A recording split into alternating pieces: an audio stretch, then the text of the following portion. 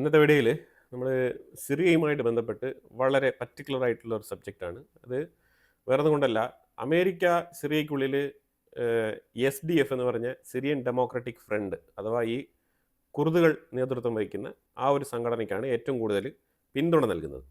America എന്തുകൊണ്ടാണ് ഈ ഒരു പിന്തുണ ഈ SDF എന്ന് പറഞ്ഞ ഈ ഒരു ഫോഴ്സിന് നൽകുന്നത് എന്ന് ചോദിച്ചു കഴിഞ്ഞാൽ, ഞാൻ വെക്കുന്ന ഈ ഒരു മാപ്പ് നിങ്ങളൊന്ന് കണ്ടോളൂ. ഈ മാപ്പിൽ രണ്ട് കളർ, ഒരു ഗ്രേ കളർ പിന്നെ ഒന്ന് ബ്ലൂ കളർ.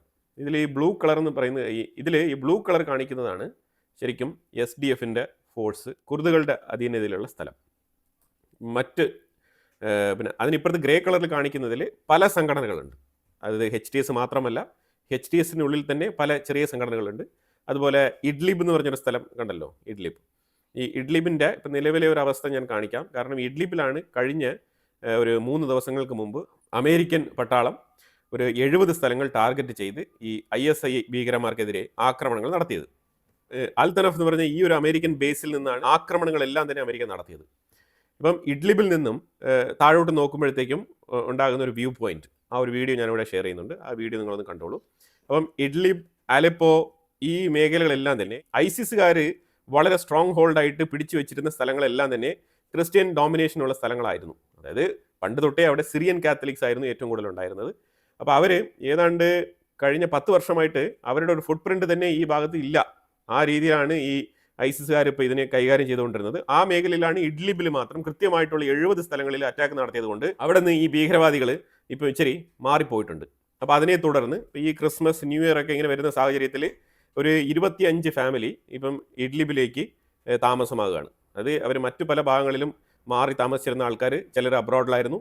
അപ്പോൾ അവരെല്ലാം തന്നെ ഇപ്പോൾ മടങ്ങി വന്ന് ഈ ഇഡ്ലിബിലുള്ള ചർച്ചും കാര്യങ്ങളൊക്കെ അവരൊന്ന് വൃത്തിയാക്കി ക്രിസ്മസ് ന്യൂ ഇയറിലേക്ക് തയ്യാറെടുക്കുകയാണ്. അപ്പോൾ ഇത് ക്രിസ്ത്യാനികളുടെ ഒരു മടങ്ങി വരവായിട്ട് സിറിയയിൽ ഇത് കണക്കാക്കപ്പെടുന്നു എന്ന് ചോദിച്ചു കഴിഞ്ഞാൽ, ഒരു വിഭാഗം അങ്ങനെ കണക്കാക്കുന്നു എങ്കിലും ഇത് HTSൻ്റെ ഭരണകൂടമായതുകൊണ്ട് തന്നെ ഈ HTS എന്ന് പറയുമ്പോഴത്തേക്കും നമുക്ക് വളരെ വ്യക്തമായിട്ട് മനസ്സിലാക്കാൻ പറ്റും അത് ഐസിസിൻ്റെ ഭരണകൂടം തന്നെയാണ്. പൊതുവിൽ ഈ ഭീകരവാദികൾക്കെതിരെ നിലപാടെടുത്തിരിക്കുന്ന വെസ്റ്റേൺ രാജ്യങ്ങളായിക്കോട്ടെ, അമേരിക്ക ആയിക്കോട്ടെ, ഈ രാജ്യങ്ങളെല്ലാം ഒന്ന് പറ്റിക്കാൻ വേണ്ടിയിട്ട് ഒരു ഡെമോക്രാറ്റിക് ഭരണകൂടം എന്നുള്ള നിലയിൽ വെള്ള പൂശിക്കൊണ്ട് വെച്ചിരിക്കുന്നതാണ് സിറിയ ഭരിക്കുന്ന അഹമ്മദ് അൽ ഷറയെ. അപ്പോൾ അതുകൊണ്ട് തന്നെ തീർച്ചയായിട്ടും ഈ ഐസിസുകാർക്ക് അവിടെ പൂർണ്ണമായിട്ടുള്ള സ്വാതന്ത്ര്യം എല്ലാ കാലത്തും ഉണ്ടാവും. അപ്പോൾ അതുകൊണ്ട് ഈ ക്രിസ്ത്യാനികൾ ഇപ്പോൾ അവിടെ കയറിപ്പോയിരിക്കുന്നത് തീർച്ചയായിട്ടും അലാവൈറ്റുകൾക്ക് എന്താണ് സംഭവിച്ചുകൊണ്ടിരിക്കുന്നത് അത് തന്നെ സംഭവിക്കും. അപ്പോൾ ഇതിനകത്ത് നമുക്ക് അലോവൈറ്റുകളെയും ഞാനിവിടെ ന്യായീകരിക്കുന്നില്ല. അവർ അസാദ് റെജീം ഇരുന്ന സമയത്ത് അവരും അവരുടേതായിട്ടുള്ള ചില വർഗീയ സ്വഭാവങ്ങളൊക്കെ കാണിച്ചിട്ടുണ്ട്, ഇല്ലാന്നില്ല. അസാദിൻ്റെ ഭരണകൂടം ഉണ്ടായിരുന്ന സമയത്ത് അലാവൈറ്റുകളാണ് ഏറ്റവും കൂടുതൽ അസാദിന് വേണ്ടിയിട്ട് കൊടി ഉയർത്തിയിരുന്നത്. അങ്ങോട്ടും ഇങ്ങോട്ടും അവർ തമ്മിൽ കൊടുക്കൽ വാങ്ങലുകളുണ്ട്, ഇല്ലാന്നില്ല. പക്ഷേ അതേസമയം ഈ മറ്റുള്ള ഇതര മൈനോറിറ്റീസ്, അത് ഡ്രൂസ് കമ്മ്യൂണിറ്റി ആയിക്കോട്ടെ, ക്രിസ്ത്യൻ കമ്മ്യൂണിറ്റി ആയിക്കോട്ടെ, ജൂവിഷ് കമ്മ്യൂണിറ്റി ആയിക്കോട്ടെ, ഇങ്ങനത്തെ ചില സൊസൈറ്റി ഉണ്ടല്ലോ, അവർക്ക് ശരിക്കും പറഞ്ഞാൽ ഇതിനകത്ത് യാതൊരുവിധ പങ്കുമില്ല എന്നുള്ളതാണ്. അപ്പം ആ കമ്മ്യൂണിറ്റിയെ തീർച്ചയായിട്ടും ഇവരും ഉപദ്രവിക്കും, അവരും ഉപദ്രവിക്കും. അതാണ് ഇതിനകത്ത് മൊത്തത്തിൽ കാണാൻ കഴിയുന്നത്. അപ്പോൾ അങ്ങനെ ഒരു 20 കുടുംബങ്ങൾ, 20 മുതൽ 25 ഫാമിലി ഇപ്പം ഇഡ്ലിബിൽ വന്ന് താമസം തുടങ്ങിയിട്ടുണ്ട്. ഇപ്പം ഇതിൻ്റെ പ്രാധാന്യം എന്താണെന്ന് പറഞ്ഞാൽ, സിറിയൻ ഭരണകൂടം ശരിക്കും അവരുടെ ഒരു യഥാർത്ഥ ഫേസ് കാണിച്ചു തുടങ്ങുകയാണ്. ഞാൻ ഇതിന് മുമ്പുള്ള വാർത്തയിൽ പങ്കുവച്ചിട്ടുണ്ടായിരുന്നു. തുർക്കിയുടെ ഫോറിൻ മിനിസ്റ്റർ ഫിദാൻ ഹക്കാൻ ഇന്നലെ സിറിയ സന്ദർശിച്ചിട്ടുണ്ടായിരുന്നു. എന്തിനാണ് ഈ ഒരു സന്ദർശനം എന്ന് ചോദിച്ചു കഴിഞ്ഞാൽ, ഈ ഒരു ടൈമിൽ വളരെ വളരെ നിർണായകമാണ്. കാരണം 70 സ്ഥലങ്ങൾ, അതും തീവ്രവാദികളുടെ 70 സ്ഥലങ്ങൾ അമേരിക്ക അടിച്ച് തറ പറ്റിച്ചിരിക്കുന്ന ഈ ഒരു ടൈമിൽ തുർക്കിയുടെ ഈ ഒരു സന്ദർശനം വളരെ വളരെ ഇമ്പോർട്ടൻ്റ് ആണ്. കാരണം എന്താണ്, തുർക്കിയും ഈ ഐസിസും തമ്മിൽ മച്ചാ കമ്പനിയാണ്. അതേ തുർക്കിയുമായിട്ടാണ് അമേരിക്കയ്ക്ക് ഏറ്റവും കൂടുതൽ കമ്പനി. അപ്പോൾ അതായത് ഇത് ജിയോ പൊളിറ്റിക്സ് ആണെന്ന് ചോദിച്ചു കഴിഞ്ഞാൽ ഇത് ജിയോ പൊളിറ്റിക്സ് അല്ല, ശരിക്കും പറഞ്ഞാൽ ഇത് തീവ്രവാദ പൊളിറ്റിക്സ് ആണ്. അതാണ് മനസ്സിലാക്കേണ്ടത്.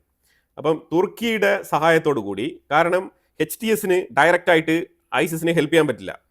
കാരണം എന്താണ്, അങ്ങനെ ഹെൽപ്പ് ചെയ്ത് കഴിഞ്ഞാൽ ഇതുവരെ ഉണ്ടാക്കി വെച്ചിരിക്കുന്ന ഒരു ലിബറൽ ഡെമോക്രാറ്റിക് ഒരു പ്രൊപ്പഗണ്ട ഫേസ് വാല്യൂ ഉണ്ട്, ആ ഫേസ് വാല്യൂ നഷ്ടപ്പെടും. അപ്പോൾ അത് നഷ്ടപ്പെടാൻ പാടില്ല. അത് നഷ്ടപ്പെട്ട് കഴിഞ്ഞാൽ സംഭവിക്കാൻ പോകുന്നത് പിന്നെ വീണ്ടും യൂറോപ്യൻ യൂണിയൻ തൊട്ട് അമേരിക്ക ഉൾപ്പെടെയുള്ള മറ്റു പല രാജ്യങ്ങളെല്ലാം തന്നെ വീണ്ടും സാങ്ഷൻസ് കൊണ്ടുവരും. അപ്പോൾ വീണ്ടും ബുദ്ധിമുട്ടിലേക്ക് പോകേണ്ടി വരും. വീണ്ടും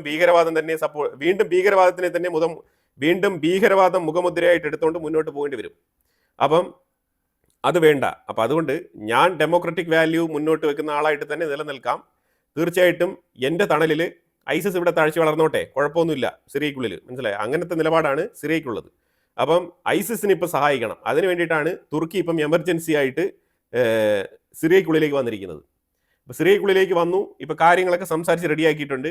അപ്പം ഈ അമേരിക്ക ആക്രമണം നടത്തിയല്ലോ, ഈ ISIS ക്യാമ്പുകളിലൊക്കെ. അപ്പോൾ എങ്ങനെ തിരിച്ചടി കൊടുക്കാം? അപ്പോൾ ഇതിന് ഇപ്പം ഏറ്റവും കൂടുതൽ ഇപ്പം ഇതിന് ഒരു തിരിച്ചടി അമേരിക്കയ്ക്ക് കൊടുക്കണം എന്നുണ്ടെങ്കിൽ തുർക്കി ഇടപെടുന്നത് കൊണ്ട് തന്നെ ഡയറക്റ്റ് ആയിട്ട് അമേരിക്കൻ ബേസിലേക്ക് ആക്രമണം നടത്തുക അസാധ്യമായിട്ടുള്ള കാര്യമാണ്. അങ്ങനെ നടത്തി കഴിഞ്ഞാൽ തുർക്കിക്ക് തന്നെ പണി കിട്ടും. അപ്പോൾ അതുകൊണ്ട് തുർക്കി ഇപ്പം ഉപദേശിച്ചു കൊടുത്തിരിക്കുന്നത് വേറെ ഒന്നുമല്ല, SDF അമേരിക്കൻ സപ്പോർട്ടോട് കൂടി അവിടെ പ്രവർത്തിക്കുന്ന SDF ഉണ്ടല്ലോ, സിറിയൻ ഡെമോക്രാറ്റിക് ഫ്രണ്ട്, അവരെ നമുക്ക് പോയി അങ്ങ് അടിക്കാം.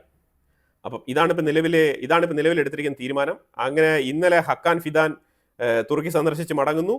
ഇന്നലെ രാത്രി തന്നെ സിറിയയിലുള്ള HDS ടീമുകൾ ഈ ISISുമായിട്ട് കൂട്ടുചേർന്ന് ഇവരുടെ മിലിറ്ററി വാഹനങ്ങളെല്ലാം എടുത്തുകൊണ്ട് എല്ലാ സാധന സാമഗ്രികളോടുകൂടി SDFിൻ്റെ സൈഡിലേക്ക് മാർച്ച് ചെയ്യുകയാണ്. അങ്ങനെ അലെപ്പോ റീജിയനിൽ എത്തുകയും അലെപ്പോയിൽ ഒരു 80% ഈ HDSിൻ്റെ കയ്യിലും ഒരു 20% SDFിൻ്റെ കയ്യിലുമാണ് ഉണ്ടായിരിക്കുന്നത് നിലവിൽ. അവിടെയാണ് ശരിക്കും യഥാർത്ഥ ഒരു ബോർഡറൊക്കെ വരുന്നത് ഈ SDFകൾക്കും HDSനും. അപ്പോൾ അവിടെ പോയി ഇന്നലെ ആക്രമണം നടത്തി ആ 20% അലെപ്പോ സിറ്റിയും ഇവർ കൈക്കലാക്കിയിരിക്കുന്നു എന്നുള്ളതാണ് മനസ്സിലാക്കാൻ പറ്റുന്നത്. അപ്പോൾ ഇനി ഇവർ ആക്രമണങ്ങൾ തുടരെ നടത്തുമെന്നാണ് പ്രഖ്യാപിച്ചുകൊണ്ടിരിക്കുന്നത്. ഇതിനകത്ത് HDSന് പങ്കുണ്ടോ എന്ന് വെച്ച് കഴിഞ്ഞാൽ HDSിൻ്റെ സമ്മതമില്ലാണ്ട് ഒരിക്കലും ഈ ഭീകരവാദ സംഘടന ഈ തുർക്കിയുടെ സപ്പോർട്ടോടുകൂടി കുർദിഷുകൾക്കെതിരെ പോവില്ല. തുർക്കിയാണെങ്കിൽ കുർദിഷുകളെ ഭീകരവാദ പട്ടികയിൽ പെടുത്തിയിരിക്കുന്ന രാജ്യമാണ് തുർക്കി. അപ്പോൾ അതുകൊണ്ട് അമേരിക്കയ്ക്കും അവിടെ ഡിപ്ലോമാറ്റിക്കലി ഒന്നും തന്നെ പറയാൻ ഒക്കില്ല. കാരണം ഈ കുർദുകൾ തുർക്കിയുടെ കുറച്ച് ഭാഗം, അങ്ങനെ സിറിയയുടെ കുറച്ച് ഭാഗങ്ങളൊക്കെ ഇങ്ങനെ ചേർത്താണ് അവർ അവകാശം പറയുന്നത്. അപ്പോൾ അതുകൊണ്ട് തന്നെ അമേരിക്കയ്ക്ക് ഒരിക്കലും ഇപ്പോൾ തുർക്കിയെ ഇതിനകത്ത് ഒന്നും തന്നെ എതിർത്ത് പറയാൻ പറ്റില്ല. അപ്പോൾ ഈ ഒരു ആ സ്പേസിൽ നിന്നാണ് തുർക്കി കളിക്കുന്നത്. അപ്പോൾ ഇപ്പം ഇസ്രായേലും അമേരിക്കയും കൂടി ചേർന്നിട്ട് SDFിനെ സപ്പോർട്ട് ചെയ്യാൻ വേണ്ടിയിട്ടുള്ള നടപടികൾ, അതിലേക്ക് നമ്മൾ എന്തൊക്കെ ചെയ്യാൻ പറ്റും, എന്ത് കോൺട്രിബ്യൂഷൻ ചെയ്യാൻ പറ്റും എന്നുള്ള നിലയിലാണ് ഇപ്പം ചിന്തിച്ചുകൊണ്ടിരിക്കുന്നത്. ഇതാണ് സിറിയയ്ക്കുള്ളിൽ നടന്നുകൊണ്ടിരിക്കുന്ന നിലവിലെ കറന്റ് ജിയോ പൊളിറ്റിക്സ്. അപ്പോൾ ഇന്നലെ ഈ HDSും ഈ ഭീകര സംഘടനകളും തുർക്കിയും ചേർന്ന് നടത്തിയ ആക്രമണത്തിൽ 8 കുർദ് വംശജർ കൊല്ലപ്പെട്ടിട്ടുണ്ട്. അപ്പം അതൊരു സൈഡിൽ നിൽക്കുമ്പോൾ തന്നെ നമ്മൾ നേരെ ഗ്രീൻലാൻഡിലേക്ക് വരികയാണ്. ട്രംപ് വീണ്ടും ഗ്രീൻലാൻഡിൻ്റെ അവകാശവാദങ്ങളുമായിട്ട് മുന്നോട്ട് വരികയാണ്. അതായത് ഗ്രീൻലാൻഡിനെ ഞങ്ങൾ എടുക്കും. അത് എന്തുകൊണ്ടാണെന്ന് പറഞ്ഞാൽ, നിങ്ങൾ മിനറലുണ്ട്, അതുണ്ട്, ഇതുണ്ട്, എന്ത് വേണേലും പറഞ്ഞോ, അത് എന്നെ ബാധിക്കുന്ന വിഷയമല്ല, ട്രംപിനെ ബാധിക്കുന്ന വിഷയമല്ല എന്നാണ് ട്രംപ് പറഞ്ഞിരിക്കുന്നത്. അപ്പം ഇതിനെ തുടർന്ന് ട്രംപ് ഡെൻമാർക്കിന് ഒരു താക്കീത് കൊടുത്തിട്ടുണ്ട്. ഡെൻമാർക്ക്, നിങ്ങൾ അയൽ രാജ്യങ്ങളുമായിട്ട് മാന്യമായ രീതിയിൽ പെരുമാറണം, അയൽ രാജ്യങ്ങളെ നിങ്ങൾ റെസ്പെക്ട് ചെയ്യണം, നിങ്ങൾ ഗ്രീൻലാൻഡിനെ ട്രീറ്റ് ചെയ്യുന്ന രീതി ശരിയല്ല എന്നൊക്കെയാണ് ബ്ലെയിം ചെയ്തിരിക്കുന്നത്. അപ്പോൾ തീർച്ചയായിട്ടും ഇങ്ങനെ ഒരു സ്റ്റേറ്റ്മെൻറ്റ് ട്രംപ് പറയണമെന്നുണ്ടെങ്കിൽ ഗ്രീൻലാൻഡിലെ ഒരു മൈനോറിറ്റി വിഭാഗമെങ്കിലും, അതായത് ഗ്രീൻലാൻഡിലെ കുറച്ച് ആൾക്കാരെങ്കിലും അമേരിക്കയുടെ ഈ നിലപാടിനെ സപ്പോർട്ട് ചെയ്യുന്നു എന്നുള്ളതാണ് മനസ്സിലാക്കാൻ പറ്റുന്നത്. മെജോറിറ്റി ആൾക്കാർ അമേരിക്കയുടെ ഈ നിലപാടിനെ ഒരുപക്ഷെ എതിർത്തേക്കാം. പക്ഷേ ആ സാഹചര്യത്തിൽ ട്രംപ് മുന്നോട്ട് വെക്കുന്ന ആശങ്ക വേറെ ഒന്നും കൊണ്ടല്ല, ഇത് അടുത്തൊരു പ്ലാൻ, അത്രേ ഉള്ളൂ, ഉഡായ്പ്, അത്രേ ഉള്ളൂ. അപ്പോൾ ആ ഉഡായ്പ് ഇപ്പോൾ പറഞ്ഞുകൊണ്ടിരിക്കുന്നത്, ഇത്രയും കാലം അമേരിക്കയ്ക്ക് നിലനിൽക്കാൻ ഒരു രീതിയിലുള്ള പ്രശ്നങ്ങളോടെ ഉണ്ടായില്ല ഗ്രീൻലാൻഡിനെ ചൊല്ലി. പക്ഷേ അതേസമയം ഇപ്പം ട്രംപ് പറയുന്നത് ചൈനയുടെ ഷിപ്പുകൾ ഒരു പക്ഷേ ഗ്രീൻലാൻഡിൽ അടുപ്പിച്ചേക്കാം, റഷ്യയുടെ ഷിപ്പുകൾ ഒരു പക്ഷേ ഗ്രീൻലാൻഡിൽ അടുപ്പിച്ചേക്കാം. അപ്പോൾ ഇതൊക്കെ അമേരിക്കയുടെ സെക്യൂരിറ്റിക്ക്, നാഷണൽ സെക്യൂരിറ്റിക്ക് ഒരു ഭീഷണിയാണ്. അതുകൊണ്ട് ഗ്രീൻലാൻഡിനെ ഞാനിങ്ങ് എടുക്കുകയാണ് എന്നുള്ളത് വീണ്ടും ആവർത്തിച്ച് പറഞ്ഞിരിക്കുകയാണ്. ഇപ്പം ഡെൻമാർക്കും അമേരിക്കയും തന്നെ നാറ്റോ മെമ്പേഴ്സാണ്. അപ്പോൾ അവരിനിപ്പോൾ നാറ്റോയിൽ നിന്ന് സംസാരിക്കുമോ, അല്ലെങ്കിൽ മാർക്ക് റൂട്ടോ ഇടപെട്ട് ഇതുമായിട്ട് ബന്ധപ്പെട്ട മീഡിയേഷൻസുമായിട്ട് വരുമോ, ഇനി അഥവാ അങ്ങനെ ഗ്രീൻലാൻഡിനെ അമേരിക്ക എടുക്കുന്നു എങ്കിൽ ഈ നാറ്റോ രാജ്യങ്ങളൊക്കെ ആരോടൊപ്പം നിൽക്കും, ഡെൻമാർക്കിനൊപ്പം നിൽക്കുമോ അല്ലെങ്കിൽ അമേരിക്കയോടൊപ്പം നിൽക്കുമോ, ഇതൊക്കെ ഇനി ഗ്ലോബലി ചർച്ച ചെയ്യപ്പെടാൻ പോകുന്ന വിഷയങ്ങളാണ്. അതായത് അമേരിക്ക യൂറോപ്പിൻ്റെ മേളിൽ കടുത്ത സമ്മർദ്ദം ഇട്ടുകൊണ്ടിരിക്കുന്ന സാഹചര്യത്തിലാണ് ഈ ഗ്രീൻലാൻഡിൻ്റെ സബ്ജക്റ്റുമായിട്ട് ഇപ്പം ട്രംപ് വീണ്ടും വന്നിരിക്കുന്നത്. അപ്പോൾ ഇത്രയും പ്രഷർ പോളിസി അപ്ലൈ ചെയ്ത് വെച്ചിരിക്കുന്ന സാഹചര്യത്തിൽ കുറച്ച് ഇളവുകൾ നൽകിക്കൊണ്ട്, ഒരു സൈഡിൽ റഷ്യയുടെ ഉക്രൈനെയും വിഷയങ്ങളെയും കാണിച്ചുകൊണ്ട്, ഒരു സൈഡിൽ യൂറോപ്പിന് ചെറിയ ഇളവുകളൊക്കെ കൊടുക്കുന്ന രീതിയിലും കുറച്ച് ഫ്രണ്ട്ലി ആവുന്ന രീതിയിലൊക്കെ ചില ഡയലോഗുകളൊക്കെ പറഞ്ഞ് യൂറോപ്പിനെ ഒന്ന് അയച്ചെടുത്ത് നൈസിന് ഗ്രീൻലാൻഡിനെ കൊണ്ടുപോകാൻ പറ്റുമോ എന്നുള്ള രീതിയിലേക്ക് ട്രംപ് ഭരണകൂടം മാറി ചിന്തിക്കാനുള്ള സാധ്യതയുണ്ട് വരും ദിവസങ്ങളിൽ. അപ്പോൾ ഗ്രീൻലാൻഡിൻ്റെ വിഷയവുമായിട്ട് ബന്ധപ്പെട്ട് ട്രംപ് മാർക്കോ റൂബിയോയെ അപ്പോയിന്റ് ചെയ്തിരിക്കുകയാണ്. ഓപ്പണായിട്ട് തന്നെയാണ് പറഞ്ഞത് ഗ്രീൻലാൻഡ് വിഷയത്തിൽ മാർക്കോ റൂബിയോ, അവർ ബെസ്റ്റ് നെഗോഷിയേറ്റർ, ഗ്രീൻലാൻഡുമായിട്ട് നെഗോഷിയേറ്റ് ചെയ്യുമെന്നാണ് പറഞ്ഞിരിക്കുന്നത് ട്രംപ്. എനിവേ, അതൊരു സൈഡിൽ. അടുത്തൊരു വിഷയം എന്ന് പറഞ്ഞു കഴിഞ്ഞാൽ എപ്സ്റ്റീൻ കേസ്. ഈ എപ്സ്റ്റീൻ കേസിൻ്റെ ഫയലുമായിട്ട് ബന്ധപ്പെട്ട് ഞാൻ ലാസ്റ്റ് വീക്ക് തന്നെ പറഞ്ഞിട്ടുണ്ടായിരുന്നു, ട്രംപ് ഇത് എവറി വീക്ക് കുറച്ച് ഫയലുകളായിട്ട് വായിച്ച് പഠിക്കുകയാണെന്നുള്ളത്. അപ്പം ട്രംപ് ഇപ്പം ഒരു പ്രധാനപ്പെട്ട പ്രവൃത്തി ചെയ്തിട്ടുണ്ട്. അതായത് എപ്സ്റ്റീൻ ഫയലിൽ നിന്നും കുറച്ച് ഫോട്ടോസ് പുറത്തുവിട്ടിട്ടുണ്ട്, ലീക്ക് ചെയ്തിട്ടുണ്ട്. ഈ ഫോട്ടോസ് എന്താണെന്ന് പറഞ്ഞാൽ, ഈ എപ്സ്റ്റീൻ ഫയൽ പുറത്തു വരണം എന്നുള്ള ആഗ്രഹം ആർക്കാണ് ഏറ്റവും കൂടുതലുള്ളത്? അതായത് ട്രംപിന്റെ ഇൻവോൾവ്മെന്റ് അതിനകത്ത് ഉണ്ടാകും എന്ന് കരുതിക്കൊണ്ട് ആ ഫയൽ പൂർണ്ണമായിട്ടും പുറത്തുവിടണം എന്ന് പറയുന്നത് ഡെമോക്രറ്റുകളാണ്. അപ്പോൾ ഈ ഡെമോക്രറ്റുകൾ ശരിക്കും പറഞ്ഞാൽ ഈ ഫയൽ പുറത്തു വരണം എന്നുള്ള രീതിയിൽ ആകാംക്ഷയോടെ കാത്തിരിക്കുന്ന സമയത്താണ് ട്രംപ് അവർക്ക് തന്നെ ഈ ഒരു സ്വീറ്റ് ആയിട്ടുള്ള ഒരു പ്രതികാരം കൊടുത്തിരിക്കുന്നത്. അത് വേറെ ഒന്നുമല്ല, ബിൽ ക്ലിന്റന്റെ പരമാവധി പിക്ചേഴ്സ് എല്ലാം തന്നെ ഷെയർ ചെയ്തിട്ടുണ്ട്. എന്നിട്ട് വളരെ മനോഹരമായിട്ട് ട്രംപ് സംസാരിച്ചിട്ടുണ്ട്. അതായത് എനിക്ക് ഈ ഫയലൊക്കെ എടുത്ത് പുറത്തുവിട്ട് ഈ ഫോട്ടോസൊക്കെ ഇങ്ങനെ പബ്ലിഷ് ചെയ്തിട്ട് സമൂഹത്തിൽ മാന്യമായിട്ട് ജീവിക്കുന്ന ആൾക്കാരുടെ മുഖത്ത് കരിവാരി തേക്കാൻ യാതൊരു താല്പര്യമില്ലെന്നാണ് പറഞ്ഞിരിക്കുന്നത്. പക്ഷേ എന്നെ കൊണ്ട് നിർബന്ധമായിട്ട് ഇത് ചെയ്യിപ്പിക്കുകയാണ് ഡെമോക്രാറ്റുകൾ എന്നാണ് പറഞ്ഞിരിക്കുന്നത്. Were you surprised by the number of photos of Bill Clinton in the Epstein files? And can you commit to their full... And were you surprised by the number of photos of Bill Clinton in the Epstein files? And can you commit to their full release by the end of the year? Some of the victims were protesting that too many of them were redacted. I know there are a lot of people that are angry about all of the pictures of other people, but I think it's terrible. Look, I like Bill Clinton. I've always gotten along with Bill Clinton. I've been nice to him. He's been nice to me. We've always gotten along. Respect him.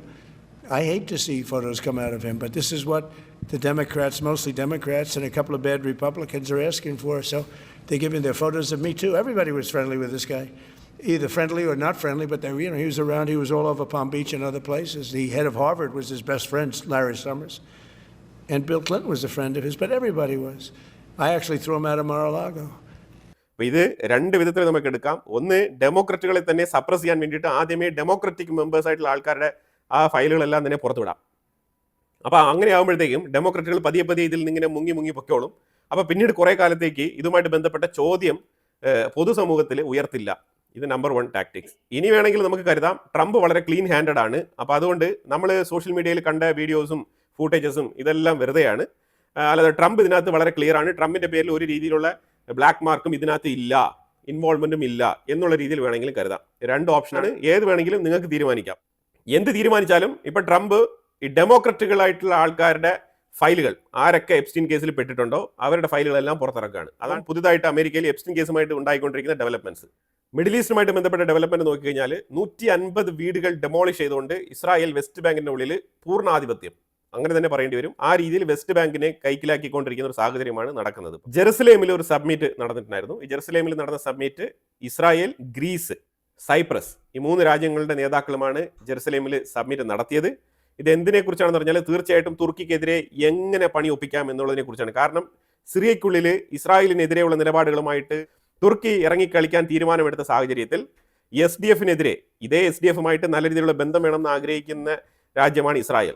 HTSന്റെ ഭരണകൂടം ഇതിനോട് വിയോജിപ്പാണ് രേഖപ്പെടുത്തിയത്. അപ്പോൾ ആ സാഹചര്യത്തിലാണ് ഇപ്പം നിലവിൽ തന്നെ സൈപ്രസിൽ തന്നെ ഒരു വലിയ എയർബേസ്, മിലിറ്ററി എയർബേസ് നിർമ്മിക്കുന്നതുമായിട്ട് ബന്ധപ്പെട്ട് കൃത്യമായിട്ട് തുർക്കിക്ക് മറുപടി കൊടുക്കുന്ന രീതിയിൽ ഒരു ജിയോ പൊളിറ്റിക്കൽ ഗെയിം എന്ന് തന്നെ പറയാം. അപ്പോൾ ആ ഒരു ഗെയിം പ്ലാനാണ് ഇപ്പോൾ തുടക്കം കുറിച്ചിരിക്കുന്നത്. ഗ്രീസ് ഓൾറെഡി അറിയാമല്ലോ, ഗ്രീസ് പാരമ്പര്യമായിട്ട് തന്നെ തുർക്കിക്കെതിരാണ്. സൈപ്രസ് ഓൾറെഡി തന്നെ സൈപ്രസിന്റെ ഏതാണ്ട് ഹാഫ് പോർഷൻ തുർക്കി ഓൾറെഡി കൈവശപ്പെടുത്തി വെച്ചിരിക്കുകയാണ്. ഞങ്ങൾ ഓട്ടോമൻ എംപററായിട്ട് ഇരുന്ന സമയത്തെ ഞങ്ങളുടെ സ്ഥലമാണെന്ന് പറഞ്ഞിട്ടാണ് അവർ കൈവശപ്പെടുത്തി വെച്ചിരിക്കുന്നത്. പിന്നെ ഇസ്രായേൽ ഒബ്വിയസ്ലി പറയേണ്ട ആവശ്യമൊന്നുമില്ല. ഇസ്രായേലുമായിട്ടും ആ മേഖലയിൽ കിടക്കുന്ന പല രാജ്യങ്ങളും, പല ഇസ്ലാമിക രാജ്യങ്ങൾക്കും നല്ല രീതിയിലുള്ള വ്യാപാര ബന്ധമുണ്ടെങ്കിലും അത് വ്യാപാര ബന്ധം മാത്രമാണ്, ആശയപരമായിട്ടുള്ള ബന്ധമല്ല. അപ്പം അങ്ങനെ തുർക്കി എതിർചേരിയിൽ നിർത്തിയിരിക്കുന്ന ഒരു രാജ്യമാണ് ഇസ്രായേൽ. അപ്പോൾ തീർച്ചയായിട്ടും ഇസ്രായേൽ സിറിയയിൽ തുർക്കി കാണിക്കുന്ന ഈ വേലകളെയൊക്കെ ചെറുത്ത് തോൽപ്പിക്കാൻ വേണ്ടിയിട്ടാണ് സൈപ്രസുമായിട്ട് പുതിയ പദ്ധതിയിലേക്ക് ഇറങ്ങിയിരിക്കുന്നത്. ഇന്ത്യയുമായിട്ട് ബന്ധപ്പെട്ട ഒരു ഇമ്പോർട്ടൻ്റ് ആയിട്ടുള്ള വാർത്തയാണ്. 7ാമത്തെ free trade agreement India sign ചെയ്തിരിക്കുകയാണ്. ന്യൂസിലാൻഡുമായിട്ടാണ് സൈൻ ചെയ്തിരിക്കുന്നത്. ഏതാണ്ട് 99% പ്രോഡക്ട്സും ടാക്സ് ഫ്രീ ആയിട്ട് 2 രാജ്യങ്ങളും തമ്മിൽ വ്യാപാരം നടത്താൻ ധാരണയായിട്ടുണ്ട്. ഇത് 7ാമത്തെ കരാറാണ് ഇന്ത്യ സൈൻ ചെയ്യുന്ന 7ാമത്തെ free trade agreement. South Korea ഇന്നലെ ഒരു റോക്കറ്റ് വിടാൻ വേണ്ടിയിട്ട് ശ്രമിച്ചിട്ടുണ്ടായിരുന്നു. അത് ശരിക്കും പൊങ്ങി പകുതി വഴിക്ക് തന്നെ പൊട്ടി താഴെ വീണ്. അതാണ് അവസ്ഥ. അത് അവർക്ക് വിജയകരമായിട്ട് ആ ഒരു വിക്ഷേപണം നടത്താൻ കഴിഞ്ഞിട്ടില്ല. അടുത്ത് ജപ്പാൻ ഒരു വിക്ഷേപണം നടത്താൻ വേണ്ടിയിട്ട് ഇരിക്കുകയാണ്. അതും ഏതാണ്ട് 8 തവണ അവർ പരീക്ഷണം നടത്തി പരാജയപ്പെട്ടിരിക്കുന്ന സാഹചര്യത്തിൽ 9ാമത്തെ പ്രാവശ്യമായിട്ട് അവർ ജപ്പാൻ സാറ്റലൈറ്റ് ഓർബിറ്റിൽ എത്തിക്കാൻ വേണ്ടിയിട്ടുള്ള ശ്രമം തുടരുകയാണ്. ഇത്തവണ അത് വിജയിക്കുമോ പരാജയപ്പെടുമോ എന്ന് അറിയാത്ത അവസ്ഥയിൽ വീണ്ടും അവർ 9ാമത്തെ തവണ അവരുടെ ശ്രമം തുടരുകയാണ്. അത് ഇന്ത്യ എടുത്തു കഴിഞ്ഞാൽ ഇന്ത്യ കൃത്യമായിട്ട് ഓർബിറ്റിൽ എത്തിക്കുമായിരുന്നു. ഫാർമേഴ്സ് പ്രൊട്ടസ്റ്റ് യൂറോപ്പിൽ കണ്ടിന്യൂസ് ആയിട്ട് നടക്കുന്നുണ്ട്. അതിന് ഒരു വിധത്തിലും ഒരു അറുതി ഉണ്ടായിട്ടില്ല. അപ്പോൾ എന്തായാലും വാർത്തകൾ ഒരുപാടുണ്ട്. ബംഗ്ലാദേശിൻ്റെ വാർത്തകൾ, പാകിസ്ഥാൻ്റെ വാർത്തകൾ, ഇറാൻ്റെ വാർത്തകളൊക്കെ ഉണ്ട്. അപ്പോൾ അതൊക്കെ തന്നെ ഞാൻ അടുത്ത എപ്പിസോഡിൽ അപ്ഡേറ്റ് ചെയ്യാം. ഇതിൽ പറഞ്ഞ വിഷയങ്ങളുമായിട്ട് ബന്ധപ്പെട്ട് നിങ്ങളുടെ അഭിപ്രായങ്ങൾ കമന്റ് ബോക്സിൽ രേഖപ്പെടുത്തുക. കൂടുതൽ വാർത്തകളുമായിട്ട് അടുത്ത വീഡിയോയിൽ വരാം. Thank you so much.